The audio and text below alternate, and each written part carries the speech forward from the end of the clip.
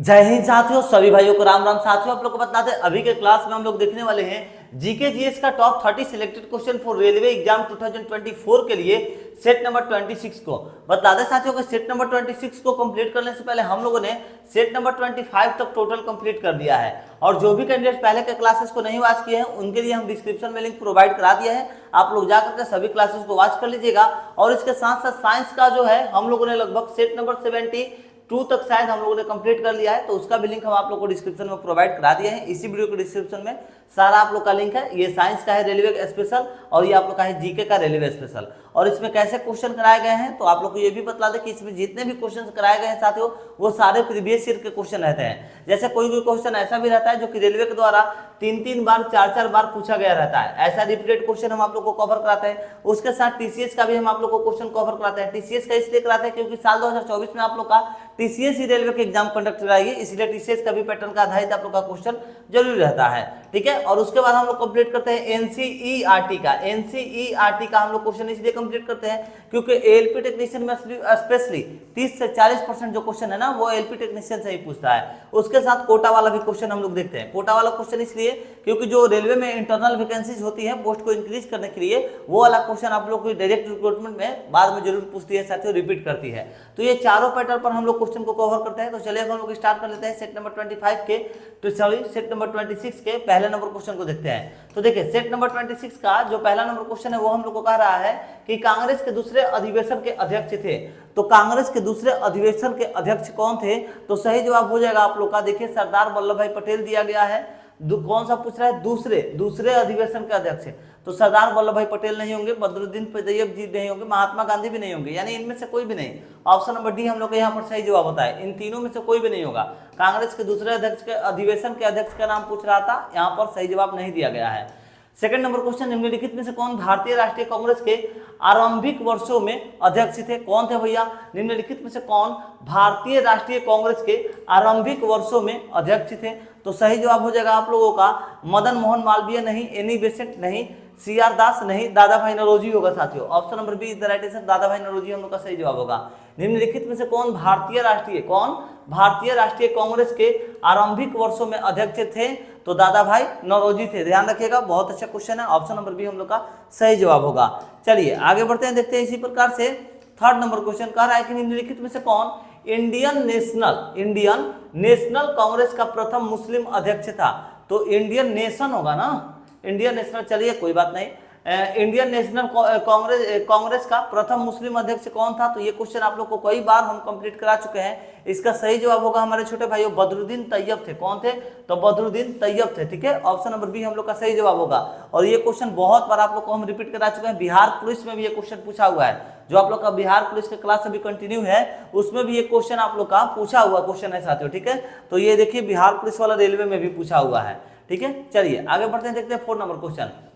वर्ष 1906 के कांग्रेस के वार्षिक अधिवेशन की अध्यक्षता जो है वो किसने किया था? तो वर्ष 1906 के कांग्रेस के वार्षिक अधिवेशन की अध्यक्षता किसने किया? तो सही जवाब हो जाएगा हम लोग का छोटे भाइयों बीजी तिलक किए थे, नहीं। लाला लाजपत राय, नहीं। दादा भाई नौरोजी, जी हाँ साथियों, दादा भाई नौरोजी ने किया था। ध्यान रखना है आप लोग को कि वर्ष 1906 के कांग्रेस के वार्षिक अधिवेशन की अध्यक्षता किसने किया था? तो दादा भाई नौरोजी ने किया था। ऑप्शन नंबर बी हम लोग का सही जवाब होगा, Dada Bhai Naoroji. Sorry, option number C हम लोग का बी नहीं है। ठीक है, चलिए आगे बढ़ते हैं, देखते हैं 5 नंबर क्वेश्चन। 5 नंबर क्वेश्चन कर रहा है कि नरम दल तथा गरम दल के बीच में मतभेद भारतीय राष्ट्रीय कांग्रेस के किस सम्मेलन में हुआ था? तो कौन से सम्मेलन में इन दोनों के बीच में मतभेद हुआ था साथियों? तो सही जवाब आइए देख लेते हैं क्या होगा। देखिए कलकत्ता नहीं, लाहौर नहीं, मुंबई भी नहीं, सूरत होगा, Surat. Option number D is the right answer. नरम दल तथा गरम दल के बीच में मतभेद भारतीय राष्ट्रीय कांग्रेस के किस सम्मेलन में हुआ? तो सूरत के सम्मेलन में हुआ था। ध्यान रखिएगा, ऑप्शन नंबर डी हम लोग का सही जवाब होगा। दोस्त जिस प्रकार का हम आप लोग को अभी क्वेश्चन कवर करा रहे हैं ना, उसी प्रकार का कुछ क्वेश्चंस का हम आप लोगों के लिए एक पीडीएफ पे उपलब्ध कराए हैं। अगर आप लोग उस पीडीएफ को देख लेते हैं तो देखिए इस पीडीएफ में दोस्तों आप लोग के सारे प्रीवियस ईयर का क्वेश्चन, टीसीएस पैटर्न का, एनसीईआरटी का और कोटा वाला क्वेश्चन, चारों पैटर्न का हम क्वेश्चन आप लोगों के लिए इसमें डाले हुए हैं। इसमें आप लोगों के लिए साइंस के लिए जो रेलवे की है ना, रेलवे 2024 के एग्जाम के लिए ये स्पेशली बनाया गया है साथियों, स्पेशली ये बनाया गया है, ठीक है। इसमें आप लोग को क्वेश्चन की जो संख्या है ना, ये आप लोग के लिए 20,000 प्लस क्वेश्चन की संख्या देखने को मिलती है, यानी कि 20,000 से भी ज्यादा इसमें आप लोग को क्वेश्चन देखने को मिलेगा। जिसमें कि साथियों साइंस से अगर आप लोग सिर्फ जुड़ते हैं तो साइंस से सिर्फ आप लोग का 4,000 प्लस क्वेश्चन है। इसी प्रकार यहाँ पर साथियों स्टैटिक जीके से अगर हम लोग बात कर ले तो इसमें लगभग 2,000 क्वेश्चन है, तो लगभग 2,000। और जीके से तो सिर्फ आप लोग का साथियों हम इसमें क्वेश्चन डाले हैं लगभग 8,000 ऐसे क्वेश्चन इसमें डाले हैं ना, जो आप लोगों के रेलवे के एग्जाम के लिए स्पेशली रामबाण साबित होगा साथियों। इसी प्रकार से आप लोग का सब्जेक्ट रहता है मैथ और फिर रीजनिंग, यानी कि रेलवे में इसी सब्जेक्ट से सिर्फ आप लोग का क्वेश्चन पूछता है। और स्पेशली रेलवे के पॉइंट ऑफ व्यू से मैंने ये पीडीएफ अरेंज किया है। इस पीडीएफ में अगर आप क्वेश्चन देखते हैं कैसा कैसा है, तो देखिए यहाँ पर कह रहा है कि लाल सागर का रंग किसकी उपस्थिति के कारण होता है, तो शैवाल की। एथलीट फुट नामक बीमारी किससे उत्पन्न होता है, तो कवक से उत्पन्न होता है। इधर देखिएगा तो कह रहा है हम लोग का, देखिए यहाँ पर सर्वप्रथम विषाणु यानी कि वायरस की खोज किसने किया था, तो इवानोव्स्की ने किया था। ऐसे ऐसे सिलेक्टेड क्वेश्चन आप लोगों के लिए डाले गए जो कि स्पेशली रेलवे में स्पेशली इसी सब पैटर्न पर आधारित क्वेश्चन पूछते हैं साथियों। तो अगर आप लोग इस पीडीएफ को लेना चाहते हैं तो आप लोग को सिंपली हमारे नंबर पर व्हाट्सएप कर देना होगा।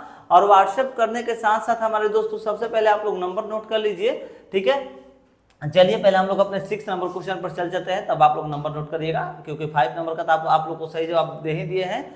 देखिए उस पीडीएफ को अगर आप लोग लेना चाहते हैं ना, तो आप लोग इस नंबर पर जो है जरूर से जरूर मैसेज कर लीजिएगा 78 70 14 12 38। साथियों ये नंबर जो है ना आप लोगों का रेलवे के एग्जाम को निकालने के लिए है ना काफी है। सिर्फ 70 रुपए में आप लोग को पूरे सब्जेक्ट यानी कि ऑल सब्जेक्ट का जो है आप लोग को पीडीएफ हम प्रोवाइड करा रहे हैं। ऑल सब्जेक्ट्स का रेलवे के लिए स्पेशली पीडीएफ बनाया गया है। आप लोग को करना क्या है, तो व्हाट्सएप कर लेना है इस नंबर पर, ठीक है साथियों। व्हाट्सएप कर लीजिएगा इस नंबर पर 7870141238। इस नंबर पर व्हाट्सएप करके बोलिएगा भैया कि हमें रेलवे के लिए स्पेशली ऑल सब्जेक्ट का पीडीएफ दे दीजिए, आप लोग को दे दिया जाएगा, जिसके लिए मूल्य सिर्फ 70 रुपये आप लोग को पे करने होंगे। और सिर्फ अगर आप लोग जीके लेना चाहते हैं या फिर सिर्फ साइंस लेना चाहते हैं तो उसके लिए आप लोग को 1 एंड ओनली 30 रुपीज पे करने होंगे। और आप लोग जो है पीडीएफ लेकर के अपने तैयारी को मजबूत कर सकते हैं। आप लोग की मर्जी, आगे मन हो तो लीजिएगा दोस्तों, नहीं तो आप लोग से कोई जीत फोर्स नहीं है। क्लासेस कंटिन्यू करिए, इससे भी तैयारी हो जाएंगी, ठीक है। चलिए 6 नंबर क्वेश्चन। श्री एओ ह्यूम जी भारतीय राष्ट्रीय कांग्रेस के संस्थापक थे, एक डायस थे। तो देखिए ये एओ ह्यूम के बारे में सिंपली से कह रहा है, यहाँ पर श्री भी लगा दिया और यहाँ पर जी भी लगा दिया, तो लगा करके कंफ्यूज कर रहा है हम लोग को, और यहाँ पर कोई बात नहीं है साथियों। देखिए एओ ह्यूम भारतीय राष्ट्रीय कांग्रेस के संस्थापक थे, एक सिविल कर्मचारी थे। क्या थे? एक सिविल कर्मचारी थे साथियों। ऑप्शन नंबर सी हम लोग का सही जवाब होगा, सिविल कर्मचारी थे, ठीक है। चलिए आगे बढ़ते हैं, देखते हैं 7 नंबर क्वेश्चन। सरोजिनी नायडू को किस वर्ष कांग्रेस अधिवेशन का अध्यक्ष बनाया गया था? तो बतला दे दोस्तों, ये क्वेश्चन बहुत बार पूछा गया है। सबसे पहले दिमाग में ये आप लोग बैठा लीजिए, वीवीआई क्वेश्चन हो सकता है आगामी एग्जाम्स में। सही जवाब होगा क्या आप लोगों का? तो आइए देखिए, सरोजिनी नायडू को किस वर्ष में, तो सही जवाब होगा आप लोग का 1925 में। किसके जगह पर क्या होगा? 1925 में कांग्रेस अधिवेशन का अध्यक्ष बनाया गया था। सरोजिनी नायडू को 1925 में कांग्रेस अधिवेशन का अध्यक्ष बनाया गया था। ध्यान रखिएगा, अच्छा क्वेश्चन है। कह रहा है 8 नंबर, भारतीय राष्ट्रीय कांग्रेस की प्रथम महिला अध्यक्ष थी। तो बहुत बार हम आप लोग को ये चीज करा चुके हैं, ये कंप्लीट करा चुके हैं। सही जवाब क्या होगा? अरुणा आसफ अली नहीं, विजया लक्ष्मी पंडित नहीं, सरोजिनी नायडू नहीं, सुचेता कृपलानी नहीं, एनी बेसेंट होगा। Option number is the right answer, Annie Besant. भारतीय राष्ट्रीय कांग्रेस की प्रथम महिला अध्यक्ष कौन है थी? तो सही जवाब एनी बेसेंट। और ये रेलवे को छुड़ा करके रेलवे में भी पूछा गया है और अन्य भी सारे स्टेट लेवल एग्जाम्स में ये क्वेश्चन पूछे गए हैं, ठीक है। भारतीय राष्ट्रीय कांग्रेस की प्रथम महिला अध्यक्ष कौन? तो एनी बेसेंट है, ठीक है। 9 नंबर, किस एकमात्र कांग्रेस अधिवेशन की अध्यक्षता महात्मा गांधी ने किया था? तो कौन से कांग्रेस की अध्यक्षता जो है महात्मा गांधी ने किया था हमारे छोटे भाई?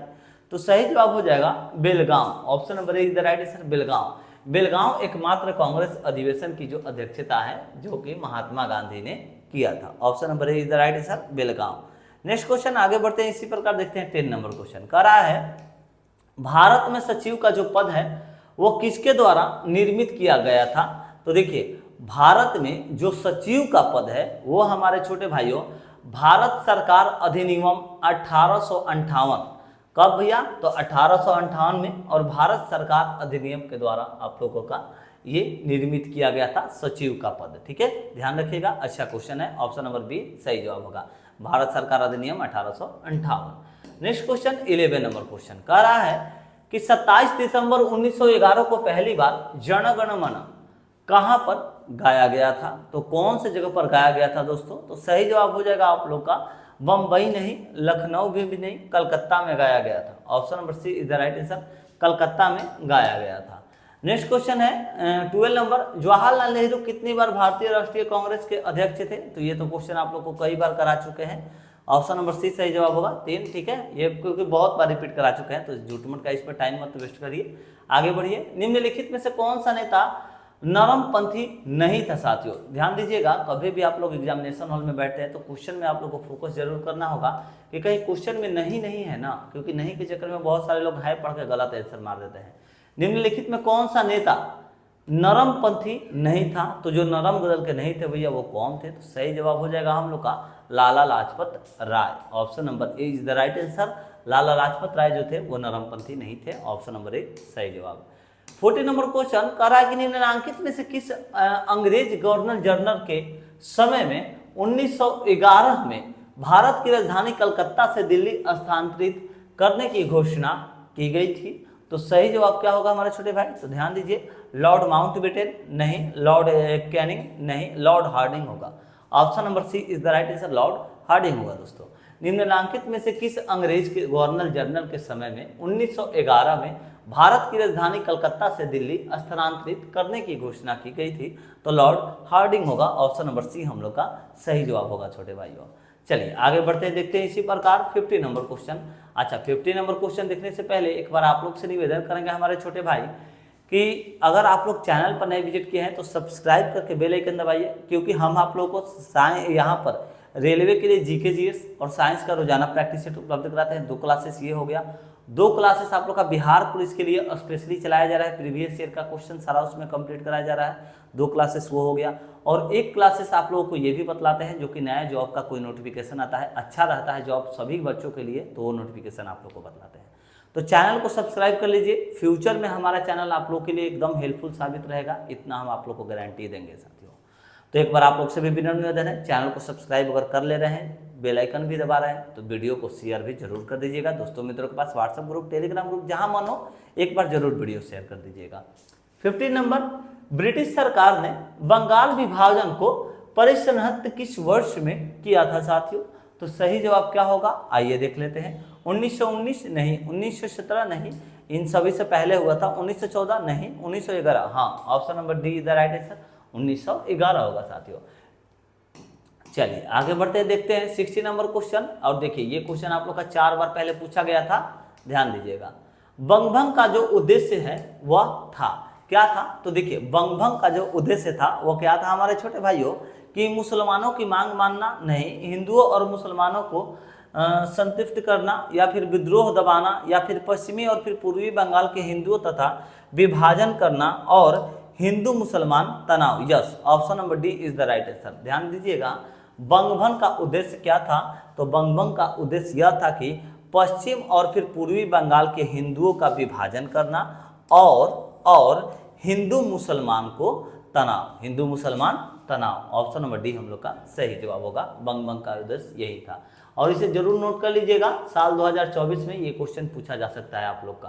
चलिए आगे बढ़ते देखते हैं 70 नंबर क्वेश्चन, कर्जन ने भारत का विभाजन जो है कब किया था, तो देखिए कर्जन जो है वो भारत का विभाजन कब किया था दोस्तों, तो सही जवाब हो जाएगा आप लोग का 1905 में किया, option number A is the right answer.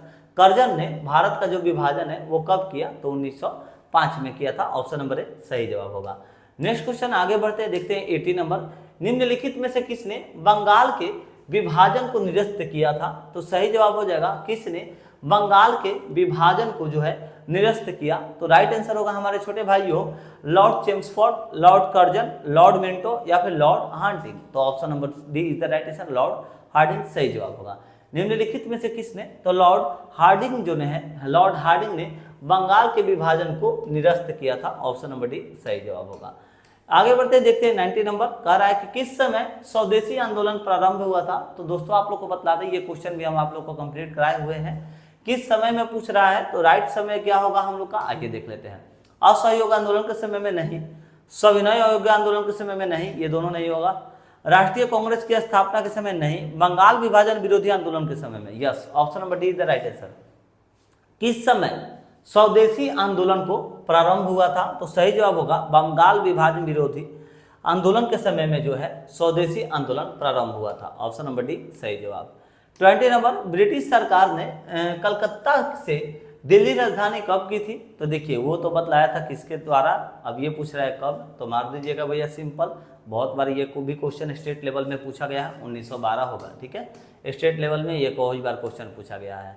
21 number, निम्नलिखित में से किस अधिनियम के द्वारा भारत में सांप्रदायिक निर्वाचक मंडल लागू किया गया था, तो राइट आंसर हो जाएगा हम लोग का छोटे भाइयों 1909 में। 1909 में ऑप्शन नंबर ए सही जवाब। 1909 अधिनियम द्वारा भारत में सांप्रदायिक निर्वाचक मंडल लागू किया गया था। ऑप्शन नंबर ए सही जवाब होगा हम लोग का। नेक्स्ट क्वेश्चन 22 नंबर कह रहा है गद्दर पार्टी का मुख्यालय जो है वह कहाँ था, तो आप लोग को बतलाना चाहेंगे जो गद्दर पार्टी का मुख्यालय था वह मॉस्को में नहीं था, बर्लिन में भी नहीं था, सैन फ्रांसिस्को में था। सैन फ्रांसिस्को में था। गद्दर पार्टी का मुख्यालय कहाँ था, तो ध्यान रखना है सैन फ्रांसिस्को में था। Option number C right answer San Francisco. बहुत अच्छा क्वेश्चन है। ठीक है, चलिए 23 नंबर देखिए, ये क्वेश्चन कई बार 4 बार पूछ दिया है। ठीक है, 23 नंबर, किसने भारतीय राष्ट्रीय कांग्रेस पर प्रार्थना याचना तथा विरोध की राजनीति करने का आरोप लगाया था, तो किसने लगाया था हमारे छोटे भाइयों, तो सही जवाब हो जाएगा हम लोग का लाला हरदयाल सिंह नहीं, बाल गंगाधर तिलक। जी हाँ साथियों, option number B is the right answer, Bal Gangadhar तिलक। ध्यान रखना होगा कि बाल गंगाधर तिलक भारतीय राष्ट्रीय कांग्रेस पर प्रार्थना याचना तथा विरोध की राजनीति करने का आरोप लगाया था। Option number B is the right answer, Bal Gangadhar तिलक। आगे बढ़ते हैं, देखते हैं इसी प्रकार 24 नंबर। वैसे अगर आप लोग पीडीएफ ले लिए हैं दोस्तों, तो उसमें सारे ये क्वेश्चन कवर कराए गए हैं, और जो लोग नहीं लिए हैं आगामी एग्जाम्स में जो है बैठने वाले हैं कॉम्पिटिटिव लेवल में, भैया 2024 में रेलवे में जॉब लेना चाहते हैं, तो उनके लिए पीडीएफ रामबाण बनाया गया है। आप लोग ले लीजिएगा, जो नंबर आप लोग को बतलाए हैं उस पर कॉन्टेक्ट कर लीजिएगा। ठीक है, 78 70 14 12 38 आप लोग को सारे ऐसे क्वेश्चन उसमें कवर कराए गए हैं। गृह शासन आंदोलन निम्नलिखित ने प्रारंभ किया, तो देखिए गृह शासन आंदोलन जो था वो किसने प्रारंभ किया था, तो उसने बाल गंगाधर तिलक ने ही प्रारंभ किया था। ऑप्शन नंबर ए सही जवाब होगा हम लोग का।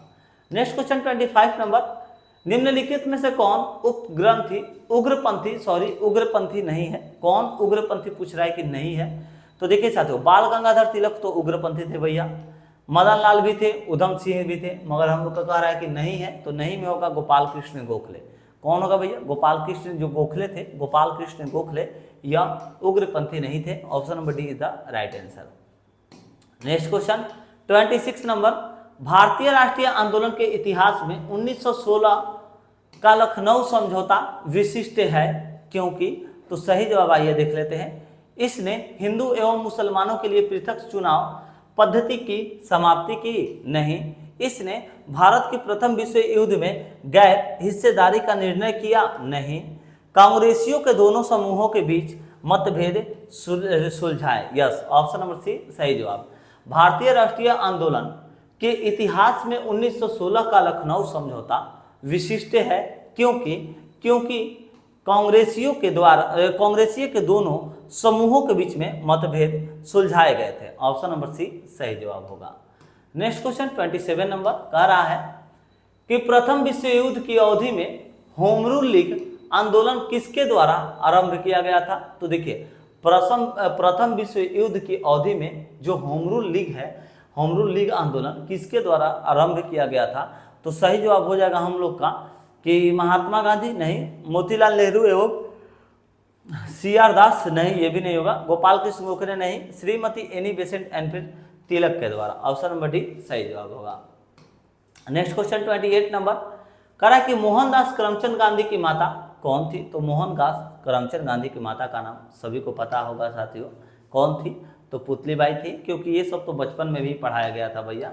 चलिए 29 नंबर, महात्मा गांधी के राजनीतिक गुरु कौन थे? तो ये भी आप लोग को मालूम होना चाहिए, क्योंकि ये भी क्वेश्चन बहुत बार स्टेट लेवल्स में पूछा गया क्वेश्चन है। महात्मा गांधी के राजनीतिक गुरु गोपाल कृष्ण गोखले थे। ऑप्शन नंबर सी सही जवाब। चलिए लास्ट क्वेश्चन आज का 30 नंबर क्वेश्चन कह रहा है हम लोग का छोटे भाइयों कि महात्मा गांधी ने पहली बार सत्याग्रह का प्रयोग जो है वो कहाँ पर किया था? तो महात्मा गांधी ने पहली बार सत्याग्रह का जो प्रयोग है वो कहाँ किया? दक्षिण अफ्रीका में।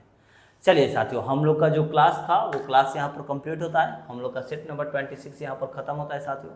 अगर आप लोगों को क्लासेस अच्छी लगी होंगी तो वीडियो को जरूर शेयर कर दीजिए दोस्तों मित्रों के पास। चैनल को सब्सक्राइब करके बेल आइकन दबा दीजिए। और अगर आपको नोटिफिकेशन PDF चाहिए तो PDF के लिए सिंपली इस नंबर पर जो है कांटेक्ट कर दीजिएगा 78 70 14 12 38। इस नंबर पर कांटेक्ट करके सिर्फ आप लोग को जो है 70 रुपये पे करने होंगे और 70 रुपये में आप लोग को रेलवे का रामबाण PDF दे दिया जाएगा। ठीक है साथियों, चलिए मिलते हैं नेक्स्ट वीडियो में एक नए प्रैक्टिस सेट के साथ। जय हिंद, जय भारत।